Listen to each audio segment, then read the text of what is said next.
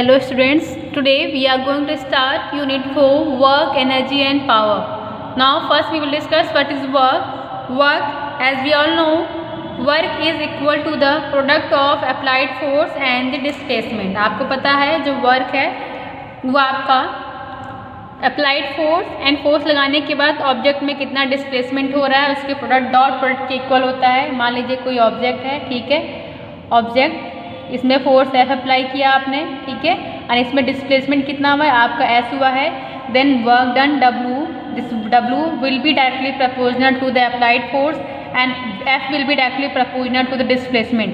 F जो होता है वो आपके डब्ल्यू जो है वर्क डन वो आपका अप्लाइड फोर्स और डिस्प्लेसमेंट दोनों के डायरेक्टली प्रपोजनल होता है। Then F will be directly proportional to F S and equality का साइन लगाओगे तो आपका F will be equal to the vector F dot vector S. आपका क्या होता है, फोर्स एक वेक्टर क्वांटिटी होता है, तो ये वेक्टर को इंडिकेट करने के लिए ऊपर एरो का सिंबल लगा देते हो। ये कई बार क्या होता है एरो से अगर इंडिकेट नहीं करते हो तो आप इसको एफ को जो है डार्क ब्लैक कलर से भी लिखते हैं। तो कई बार क्या होता है अगर आप बुक में देखोगे तो या तो वेक्टर का सिंबल लगाया हुआ है या फिर उस एफ का जो कलर है वो डार्क है, ठीक है ना, उसको डार्क ब्लैक कलर से उसको इंडिकेट करते हैं तो वो आपका वेक्टर को रिप्रेजेंट करता है, ठीक है। तो vector F dot vector S, ठीक है। अब ए डॉट बी वेक्टर, आपने सेकेंड चैप्टर में वेक्टर के बारे में पढ़ा हुआ है, तो vector A dot vector B के लिए फॉर्मूला क्या होता है, A B cos theta, and then vector f dot vector s will be equal to fs cos theta. It means w will be equal to fs cos theta और w की unit क्या हो जाएगी joule. Work की unit क्या होती है आपकी जूल। अगर आप इसका डायमेंशनल फॉर्मूला निकालना चाहें, अब आप जितनी भी फिजिकल क्वांटिटीज डिस्कस करेंगे उनके डायमेंशनल फॉर्मूले भी आपको पता होने चाहिए।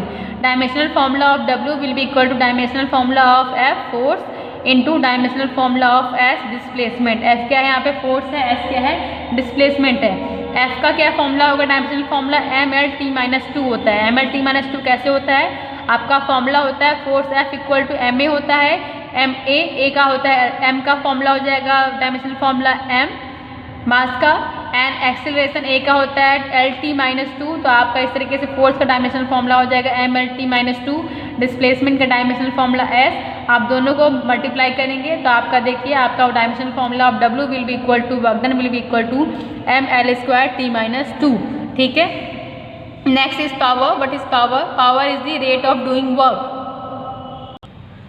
How we will define power, power is the rate of doing work. इनके डेफिनेशंस को नहीं लिखा है, बहुत डिटेल में नहीं जा रहे क्योंकि ये इससे प्रीवियस क्लासेस में आपने ये टॉपिक पढ़ लिए हैं। तो अभी क्या सिर्फ बेसिक्स जो हैं वो आपको रिवाइज करवा रही हैं। इसके बाद इस पे जो बेस्ड आपके मेन क्वेश्चंस हैं वो आपका कोलिजन पे आता है, आपका कोलिजन होता है बॉडीज़ का, वो आपका इसमें मेन। इसके बाद नेक्स्ट स्टेप आप आगे बढ़ेंगे। ये टॉपिक्स आपने पढ़े हुए हैं तो इसको बस हम रिवाइज करते हुए चलेंगे। तो what is power, power is the rate of doing work. So power P is equal to W/T, work done divided by time. तो work done divided by time, इसका ऐसा यूनिट क्या होता है, वॉट होता है पावर का। वर्क के लिए अगर आप इसको जूल पर सेकंड भी लिख सकते हैं, क्यों, वर्क डन का यूनिट क्या है जूल, टाइम का unit second. Then 1 watt will be equal to 1 joule per second.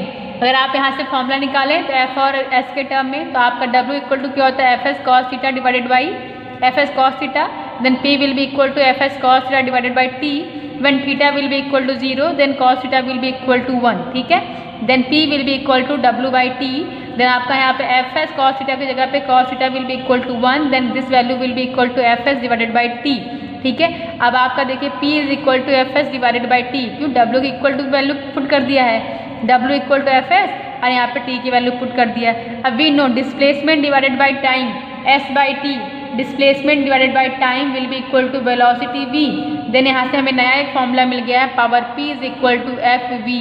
Power P equal to F S by T है, देन इसको आप लिख सकते हैं power P equal to force into velocity v, ठीक है। Now what will be dimensional formula of power P, dimensional formula of power P will be equal two dimensional formula of W divided by dimensional formula of T। आपने का work done का W का dimensional formula क्या निकला था, अभी इससे पहले हमने निकाला था ml²t-2 divided by T। Then dimensional formula of power P will be equal to ml²t-3। यहाँ से देखिए आप इसको कीजिएगा, T यहाँ ऊपर जाएगा, यहाँ पे T-2 है, एक और आ जाएगा आपको यहाँ पे तो T-3 आ जाएगा। Then dimensional formula of power P is equal to ml²t-3। हमारे चैप्टर का नाम है वर्क, पावर एंड एनर्जी। हमने वर्क डिस्कस कर लिया, पावर डिस्कस कर लिया। Now we will talk about energy. What is energy? Energy is the capacity of doing work. कोई ऑब्जेक्ट कितना वर्क कर सकता है, that capacity known as energy of that body. Okay, so work is the force into displacement. किसी object में force F apply करके उसमें अगर डिस्प्लेसमेंट एस होता है, then work done W will be equal to F S cos theta या फिर vector F dot vector S. Now rate of doing work, किस रेट से काम हो रहा है, धीरे धीरे काम कर रहे हो या फास्ट कर रहे हो, that rate of doing work known as power P. And now next is energy. Energy is the capacity of doing work. कोई भी ऑब्जेक्ट कितना काम कर सकता है, that capacity known as energy of that body.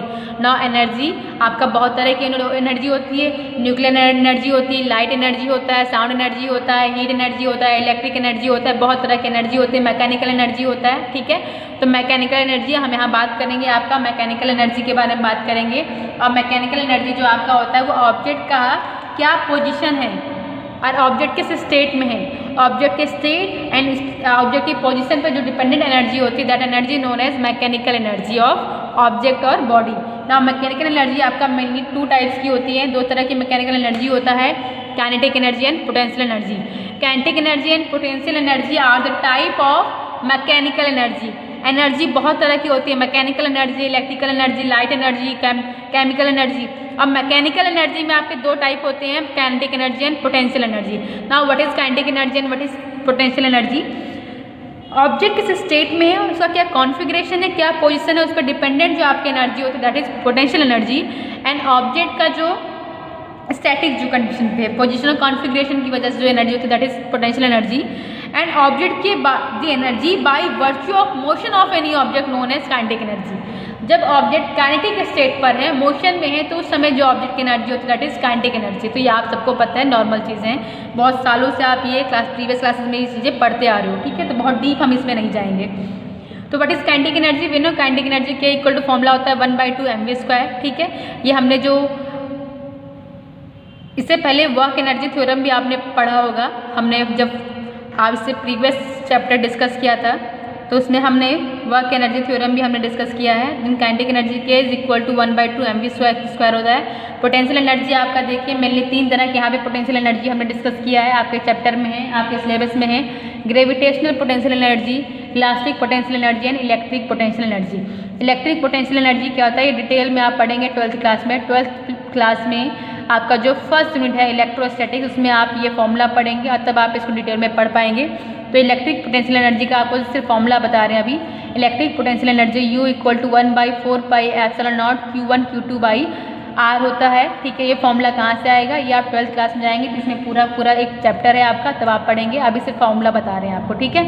Next is elastic potential energy and gravitational potential energy. Gravitational potential energy क्या होता है, ये आपका नेक्स्ट इसके बाद चैप्टर आएगा ग्रेविटेशन चैप्टर। तो ग्रेविटेशन चैप्टर में आप डिटेल में आपका ये फॉर्मूला हम डिराइव करेंगे। अभी आप समझ लीजिए कि आपका ग्रेविटेशनल पोटेंशियल एनर्जी के लिए फॉर्मूला आता है U equal to mgh at height h। Earth के सरफेस के ऊपर जो हाइट h पर potential energy U equal to mgh divided by 1 + h/r² होता है। और अगर आपका क्या h की वैल्यू बहुत ही क्या हो, कम हो आ रही कंपेरिजन में, तो हमारा फॉर्मूला हम इस टर्म को क्या ले लेंगे, 0 ले लेंगे। तो हमारा फॉर्मूला U इक्वल टू होता है mgh। U equal to potential energy U equal to mgh। ये फॉर्मूला आपने इससे पहले पढ़ा है, इस पर न्यूमेरिकल्स भी आपने 10th क्लास में सॉल्व करे हैं, ठीक है। अब ये फॉर्मूला कैसे आएगा, इसके बाद जो हमारा नेक्स्ट चैप्टर है ग्रेविटेशन चैप्टर, उसमें हम डिटेल में इस फॉर्मूले के बारे में पढ़ेंगे। And another is elastic potential energy. Elastic potential energy U equal to होता है 1/2 kx²। मान लीजिए कोई भी स्प्रिंग है, ठीक है।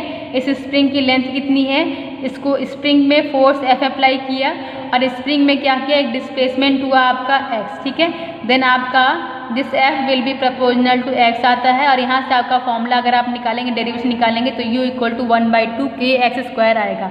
इन तीनों का डेरिवेशन अलग अलग चैप्टर, ये पूरे अलग अलग टॉपिक है। ग्रेविटेशन का भी एक अलग टॉपिक है, ये इलास्टिसिटी का भी एक अलग टॉपिक होता है, और इलेक्ट्रोस्टैटिक्स में भी पूरा एक नया चैप्टर होता है। तो जब आप एक चैप्टर पढ़ेंगे तब आप तीनों के लिए फॉर्मूला डिराइव करेंगे। अभी आप ये समझ लीजिए कि हाँ इस तरह की एनर्जी होती है और आपके ये तीन फॉर्मूले होते हैं। ग्रेविटेशनल पोटेंशियल एनर्जी का फॉर्मूला होता है U equal to mgh। Elastic potential energy का फॉर्मूला होता है U equal to 1/2kx square and electric potential energy का फॉर्मूला होता है U equal to 1/4πε0 Q1 Q2/r। अब ये फॉर्मूले कैसे डिराइव होंगे, जब हम इनकी इंडिविजुअल अलग अलग चैप्टर पढ़ेंगे तब आपको इसका पूरा डेरिवेशन बताया जाएगा, इसका पूरा कॉन्सेप्ट आपको पढ़ाया जाएगा, क्योंकि ये पूरा का पूरा एक चैप्टर है, इसको अभी यहाँ पर बता पाना पॉसिबल नहीं है। सिर्फ यहाँ पे आपको फॉर्मूले बता रहे हैं कि पोटेंशियल एनर्जी 3 तरह के हैं आपके, जो मेनली आपके सिलेबस में यूज़ होंगे, जो कॉमनली यूज़ होते हैं। और काइनेटिक एनर्जी आपको K इक्वल टू 1/2 mv², ये तो आपको फॉर्मूला पता है, ठीक है। Next is conservation of energy. Conservation of energy means energy क्या होती है, अभी कंजर्व होती है जब कोई भी ऑब्जेक्ट मूव करता है, ठीक है, कोई भी मोशन होता है, तो आपको ये पता है कि एनर्जी आपका फर्स्ट लॉ ऑफ कंजर्वेशन, जो आपका एनर्जी का कंजर्वेशन है, थर्मोडायनामिक्स का फर्स्ट लॉ होता है, energy can not be created and can not be destroyed, it can only change from one form to another form, ठीक है।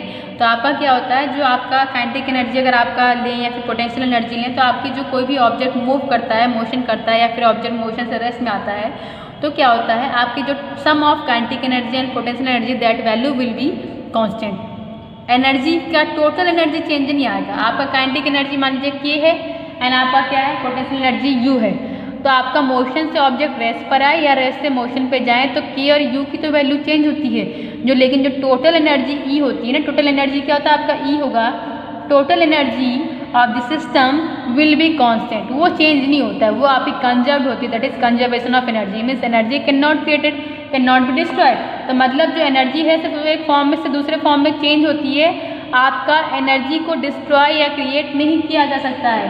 तो एक तरीके से अगर आप मैकेनिकल कंजर्व एनर्जी की बात करेंगे, तो मैकेनिकल एनर्जी मान लीजिए कि पहले ऑब्जेक्ट रेस्ट में है, ठीक है, ऑब्जेक्ट रेस्ट में है, तो अभी इसका पोटेंशियल एनर्जी U है और मान लीजिए kinetic energy K equal to 0 है।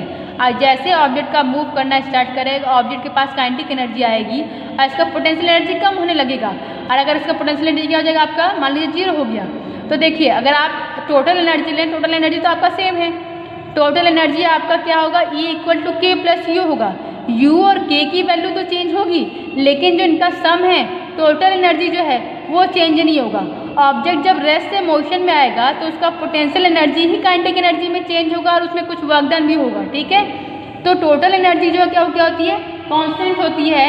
इंडिविजुअल काइनेटिक एनर्जी और पोटेंशियल एनर्जी चेंज होती है, बट जो सम ऑफ काइनेटिक एनर्जी और पोटेंशियल एनर्जी है that will be constant value. Next is work energy theorem. तो वर्क एनर्जी थ्योरम क्या कहता है, the work done will be equal to the final kinetic energy minus initial kinetic energy. ये same derivation आपने 10th class में किया है, तो इसमें बहुत डिटेल में इसका हम डेरिवेशन नहीं करेंगे। ये आपका लॉ ऑफ मोशन पे डिपेंडेंट इसका डेरिवेशन है, और आपका न्यूटन का फॉर्मूला है F इक्वल टू ma, वहाँ से आप वैल्यूज़ को पुट करेंगे तो आपका ये डेरिवेशन हो जाएगा और आपको फाइनली ये निकल के आएगा, work done will be equal to the final kinetic energy minus initial kinetic energy. ये आपका वर्क एनर्जी थ्योरम है, इसका डेरिवेशन आपके नोट्स में आपको प्रोवाइड कराया गया है, आप देखेंगे आपको समझ में आ जाएगा। सेम टॉपिक आपने 10th क्लास में भी पढ़ा है, तो इसमें हम बहुत डिटेल में नहीं जाएंगे, ठीक है। नेक्स्ट है work done when variable force work done. अभी हम बात कर रहे हैं कि हमारा फोर्स क्या है, हम कोई ऑब्जेक्ट है उसमें हमने फोर्स F अप्लाई किया, ठीक है, कोई ऑब्जेक्ट है उसमें फोर्स F अप्लाई किया और उसमें डिस्प्लेसमेंट S हो गया, ठीक है।